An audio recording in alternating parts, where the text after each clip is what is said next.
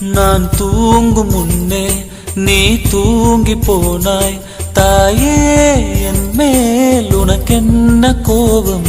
கண்ணான கண்ணே, என் தெய்வ பெண்ணே, கண்ணில் தூசி நீ ஊத வேண்டும். ஐயோ ஏன் இந்த சாபம் எல்லாம் என்றோ நான் செய்த பாவம்.